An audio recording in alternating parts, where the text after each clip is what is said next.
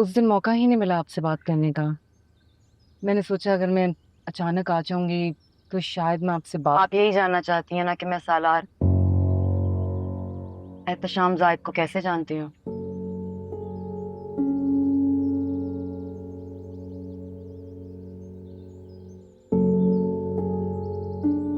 हाँ,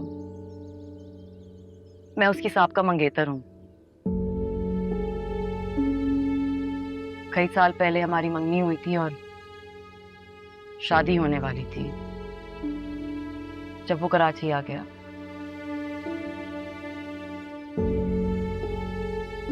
उस साल तक तो वो शादी को टालता रहा।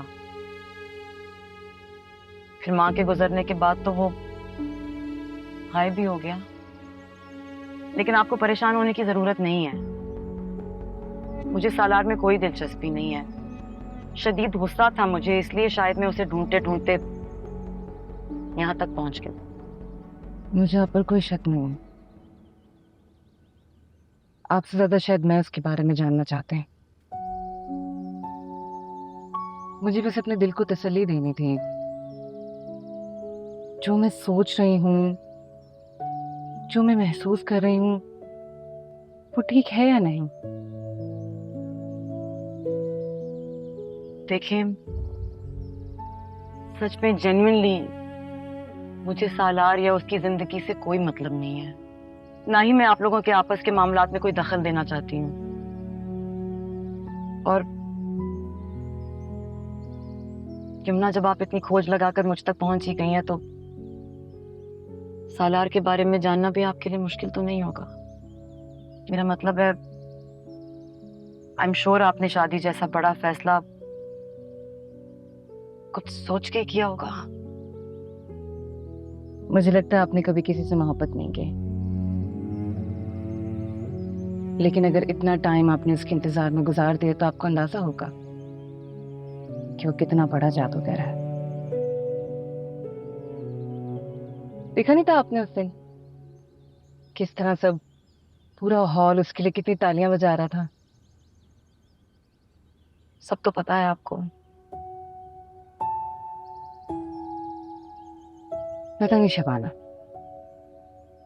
उस दिन आपकी आंखों में जो दुख देखा वो मेरे अंदर भी मौजूद है। मुझे नहीं पता आपसे मिलके मुझे क्या मिलेगा, लेकिन मेरे दिल ने कहा कि अगर मैं आपसे अपना दुख बांट लूंगी तो मेरे दिल की बेचैनी कम हो जाएगी। वरना दुनिया के सामने तो वो एक परफेक्ट फेमिनिस्ट है। एक मजलूम को दूसरे मजलूम का बहुत सहारा होता है शबाना।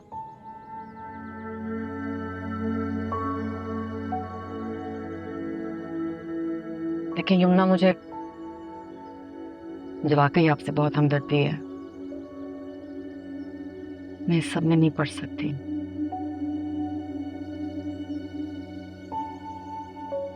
समझ सकती हूँ मैं।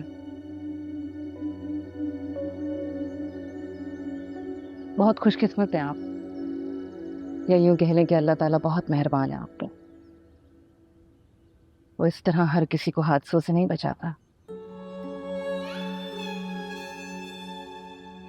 बहुत शुक्रगुजार होना चाहिए आपको।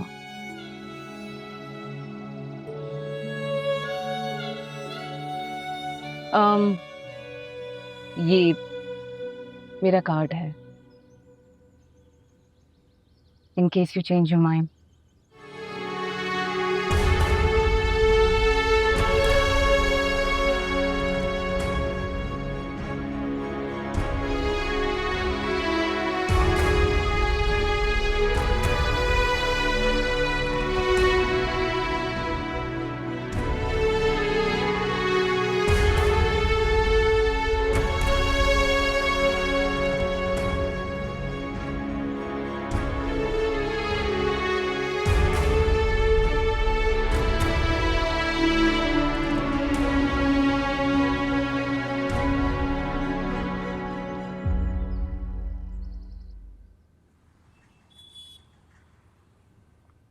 और ये इंफॉर्मेशन आपको रिलायबल सोर्स से मिली है?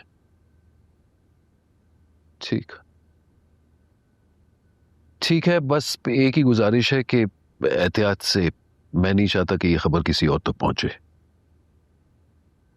शुक्रिया जी।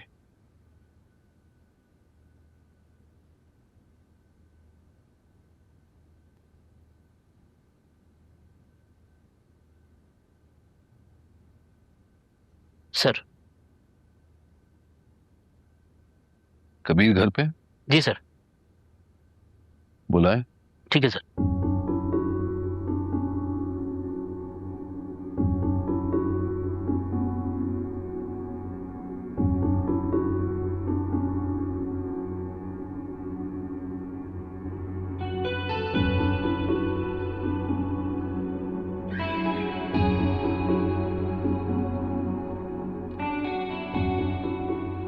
बैठो।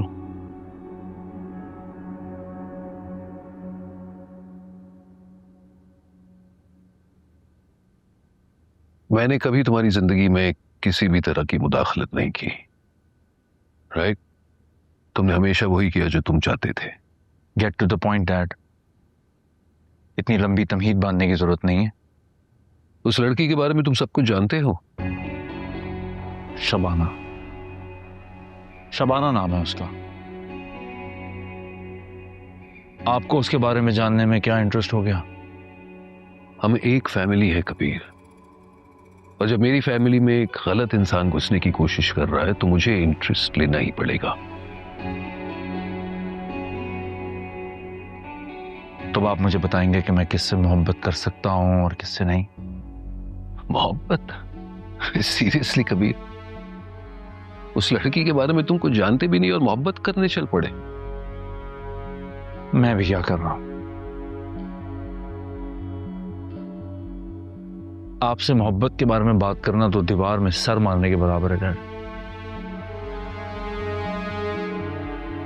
कैसी कैसी बातें करने हासिलपुर में उस लड़की के बारे में। दो मंगनियां, फिर शादी के दिन इतना बड़ा ड्रामा, और रातों रात भागकर यहां आ गई। और तुमने ऐसी लड़की को अम्मा के सामने खड़ा करके उनकी उम्मीदें बांध दी। इन छोटे छोटे शहरों वालों को तुमसे बेहतर मैं जानता हूं, इनकी रग रग से वाकिफ हूं, और तुम्हें अपनी आंखों के सामने आग में कूदते हुए नहीं देख सकता। आप शबाना के बारे में इंक्वायरी करा रहे थे? शर्म नहीं आती आपको? एक लड़की के बारे में पीठ पीछे दूसरे लोगों से पूछना। और लोग तो आपके बारे में भी बहुत कुछ बोलते हैं, तो क्या वो सब सच है? That's not the point, Kabir. बात समझने की कोशिश करो। ऐसी लड़कियां किसी की भी नहीं होती।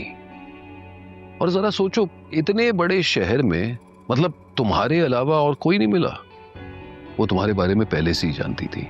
जब अम्मा के साथ तुम हासिलपुर गए थे, और मैं तो कहता हूं तब से उसकी यही प्लानिंग थी, इसलिए उसने शादी तोड़ी, भागकर यहां शहर आई ताकि तुम्हें फंसाए। इतना पैसा और नुकसान नहीं होगा? अगर तुम्हें तकलीफ पहुंचेगी तो क्या मुझे नुकसान नहीं होगा? अरे ऐसी लड़कियां दिल पर पैर रखकर गुजर जाती हैं और एहसास तक नहीं होता। देखो, मैं तो कहता हूं कि साफ साफ इससे पूछ लो कि इसे क्या चाहिए, फिर मुंह पे मारो और चलता करो। Enough, Dad! अम्मा, आप यहाँ क्या कर रही थी? बहुत बड़ी गलती की मैंने, बहुत बड़ी गलती की तुम्हें यहाँ बुलाकर। दादी, हम सॉरी, हमसे बात कर रहे थे, आप रिलैक्स करें प्लीज। बस चले जाओ यहाँ से, जाओ। कम से कम मेरा भरम तो कायम रहे। अम्मा,